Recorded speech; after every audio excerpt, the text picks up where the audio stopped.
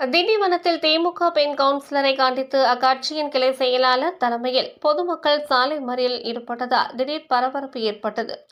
விழுப்புரம் மாவட்டம் திண்டிவனம் 20வது வார்டு திமுக பெண் கவுன்சிலர் ரம்யா ராஜா இவர் தனது வார்டில் உள்ள அம்மச்சார் அம்மன் கோவில் தெருவிற்கு சாலை போடுவதற்காக நகராட்சி சார்பில் ஒதுக்கப்பட்ட டெண்டரை மாற்றி தனது வீடு இருக்கும் தத்தமேட்டில் குடியிருப்புகளே இல்லாத பகுதியில் தனது கார் செல்வதற்காக சாலை அமைக்க முயற்சி செய்வதாக கூறி அக்கட்சியின் கிளை செயலாளர் ஒஸ்தி சதீஷ் தலைமையில் பெண்கள் திருச்சி சென்னை தேசிய நெடுஞ்சாலையில் அம்மச்சார் அம்மன் கோவில் எதிரே சாலை மறியலில் ஈடுபட்டனர்.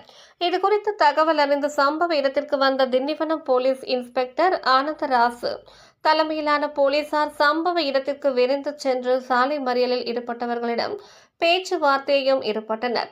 இதுகுறித்து நகர மன்ற தலைவரை தொலைபேசியில் தொடர்பு கொண்டு இப்பகுதிக்கு வந்த சாலையை வேறு பகுதியில் கவுன்சிலர் மாற்றி போட முயற்சி செய்வதாக கூறி இப்பகுதி பெண்கள் சாலை மறியலில் ஈடுபட்டு வருவது குறித்து தகவல் தெரிவித்த போது சும்மா வாயில் பேசுவதெல்லாம் உண்மையாகாது, அவ்வாறு நான் எந்த சாலையையும் மாற்றி போட அனுமதி அளிக்கவில்லை என உறுதியாக தெரிவித்ததாக கூறப்படுகிறது.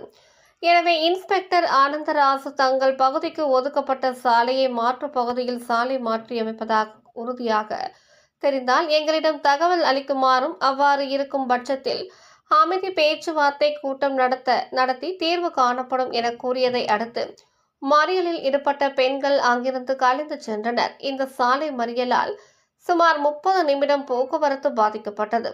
ஆளும் கட்சியான திமுகவை சேர்ந்த பெண் கவுன்சிலரின் செயலை கண்டித்து அக்கட்சியின் கிளை செயலாளர் தலைமையில் பெண்கள் சாலை மறியலில் ஈடுபட்ட சம்பவம் பெரும் பரபரப்பை ஏற்படுத்தியுள்ளது.